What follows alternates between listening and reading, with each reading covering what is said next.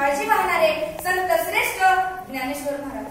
शिव तुझे नाव ठेविले पवित्र, छत्रपती सूत्र विश्वाचे की. या शब्दात छत्रपतींचा गौरव करून छत्रपती शब्दाला जन्माला घालणारं विद्येचं चालतं बोलतं विद्यापीठ जगद्गुरु संत तुकाराम महाराज. काशी जाते मथुरा जाते तीनों समय तुम राहते, अरे पाणी से क्या पाया मेंढक तो पाणी में सोते. या शब्दात समाजाचा माथा ठिकाणावर आणणारे महात्मा कबीर. बाप हो जेवणाचं ताट मोडा पोराने, कपडे घेऊ नका बायकोले साडी घेऊ नका, पण पोराले शाळेत शिकाले धडा, असा जगाविराट संदेश देणारे राष्ट्रसंत गाडगे बाबा. शुद्ध हवा पाणी ऋतू, हाची विवाहाचा मुहूर्तू, बाकीचे झंझाट पालतू मानतो आम्ही. या शब्दात खरा विज्ञान जगासमोर आणणारे राष्ट्रसंत तुकडोजी बाबा.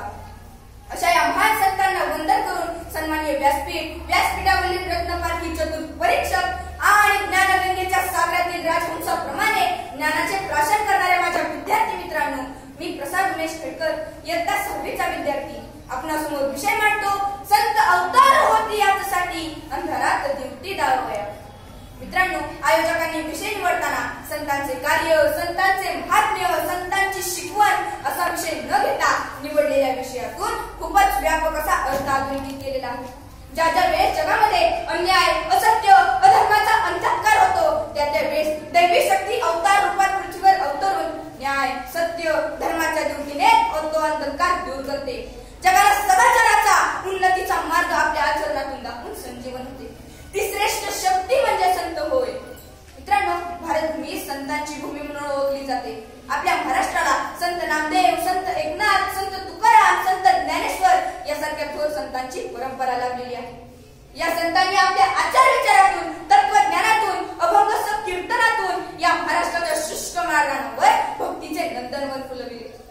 खरं तर जीवाला कैवल्य प्राप्त व्हावे, मानवी मनाची सर्वांगीण उन्नती व्हावी, समाज हा दुराचारापासून परावृत्त होऊन सदाचाराला प्रवृत्त व्हावा, याच पवित्र कार्यासाठी संत जगात अवतीर्ण होतात. पुढते हे जन न देखवे डोळा, येतो कळवळा, म्हणून या तळमळीने आपल्या महाराष्ट्राच्या भूमीत अनेक संत अवतार झाले. माऊली ज्ञानोबांनी सुमारे 700 वर्षांपूर्वी या महाराष्ट्राच्या भूमीत संतरूपी उद्यानाची स्थापना केली. त्यात अनेक संतरूपी वृक्ष आपल्या कार्याने व स्मृतीने अमर झाले आहेत.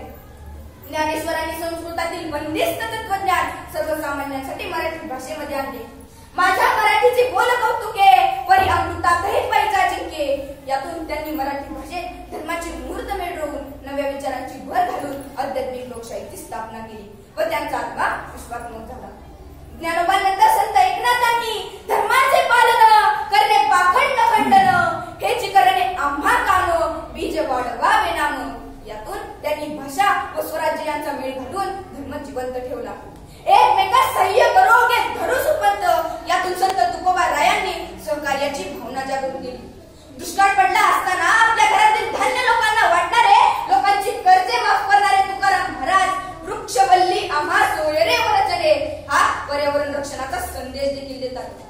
संत गाडगे बाबा, संत तुकडोजी बाबा यांनी भूतदये बरोबरच मानवता, स्वच्छता, विज्ञानवाद यांचा पुरस्कार आपल्या आचरणातून घालून राष्ट्रात नव चैतन्य निर्माण केले.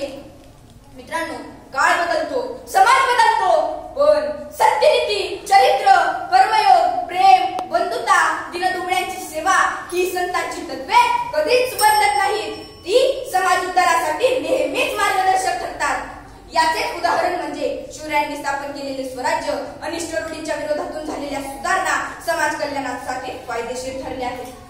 मित्रांनो, संतांचे कार्य इतके महान आहे की ते 800 वर्षांपासून चालत आले आहे आणि अनंत काळासाठी चालूच राहणार आहे.